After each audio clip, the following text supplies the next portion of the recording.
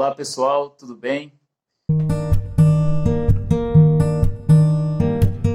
Estou aqui para gravar esse segundo vídeo de uma série que nós estamos falando sobre as testemunhas de Jeová. Na verdade, sobre a minha posição como evangélico e resultado de um estudo de 4 anos tentando entender o entendimento das testemunhas de Jeová sobre a fé, sobre o evangelho, tentando realmente compreender por que creem assim, se essa fé está realmente coerente com a doutrina apostólica, com o testemunho apostólico. Então eu estou fazendo agora uma série de vídeos com algumas observações, né, baseadas nesse estudo pessoal, né, que eu quis compartilhar com vocês aqui também no YouTube. Se essas informações estão sendo relevantes para você, deixa seu like, se inscreve nesse canal, se Deus permitir nós vamos estar fazendo mais vídeos assim.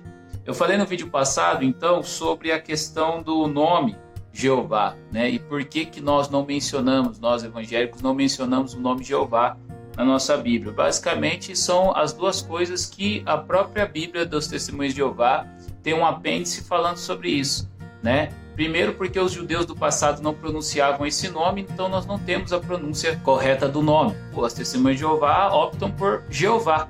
Poderia ser Yahvé, poderia ser Javé, poderia ser Ial. E como os judeus do passado não falavam, acreditamos que também os discípulos não falavam, né? Então nós também não falamos porque isso não foi algo que Deus fez questão de preservar, né? Às vezes nós queremos ser mais bonzinhos do que Deus, né? Queremos ser melhor do que Deus e decidir aquilo que é bom quando Deus mesmo não fez questão de preservar isso. Dito isso, a segunda observação que eu quero fazer nesse vídeo é sobre os textos que foram tirados da Bíblia. A tradução do Novo Mundo, se você comparar ela com as outras traduções, você vai perceber que ela tem menos coisas do que as traduções mais comuns. A explicação das Testemunhas de Jeová para retirar isso aqui da Bíblia é que os manuscritos mais antigos, eles não têm esse texto. Então eles concluem que se o mais antigo não tem, é porque os mais novos acrescentaram. Então por isso nós temos que tirar, porque a mensagem original era a mensagem que não tinha isso.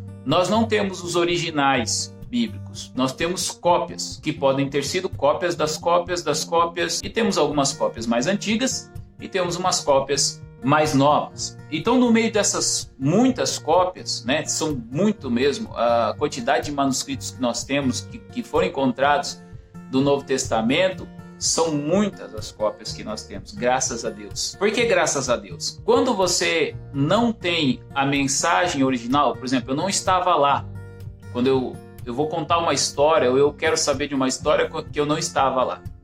A própria Bíblia dá uma regra. Ela diz assim, olha, todo depoimento, para ser verdadeiro, ele precisa ter no mínimo 2 testemunhas. Basicamente, mais de uma testemunha. Eu não posso ter o testemunho de uma única pessoa. Não posso confiar nisso. Eu preciso do testemunho de pelo menos 2 pessoas. E isso a gente consegue no Novo Testamento. Porque a gente tem o testemunho de várias pessoas. Só evangelistas, por exemplo, nós temos João, Marcos, Lucas e Mateus. 4 versões da mesma história para que a gente saiba que essa história é verdadeira. E os testemunhos não são cópias uns dos outros. Se você ler os evangelhos, você vai ver que eles são diferentes. E no caso dos manuscritos, nós também podemos aplicar essa mesma regra, porque nós temos vários manuscritos para comparar um com o outro, para também saber não só da história de Jesus, mas da preservação dessa história. A mensagem original ela vai estar em comparar vários depoimentos e não em escolher um depoimento específico, entende?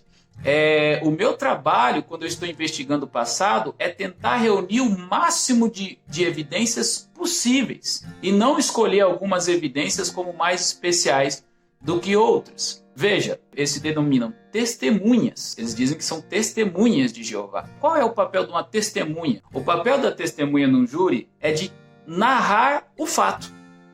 Então, acusaram Juliano de caluniar o Bertrand. E aí, alguém estava lá e viu. Se essa testemunha chegar e falar assim, olha, eu não vou contar a história toda, eu vou contar só essa parte, porque essa parte ela é mais importante do que a outra. Ela não está fazendo o papel de testemunha. Ela está fazendo o papel de juiz e de detetive.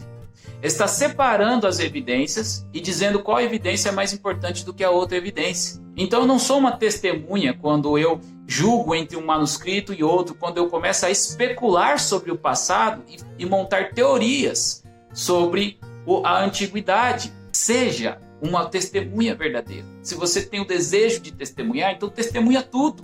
Conta tudo, fala, pega todas as evidências. Tá, Juliana, alguém vai dizer assim, mas isso não é tanto problema, porque esses textos retirados não alteram a mensagem principal da Bíblia. E isso é verdade, os textos que são tirados dessa Bíblia não alteram a mensagem principal do Evangelho, mas o fato de você tirar é muito perigoso.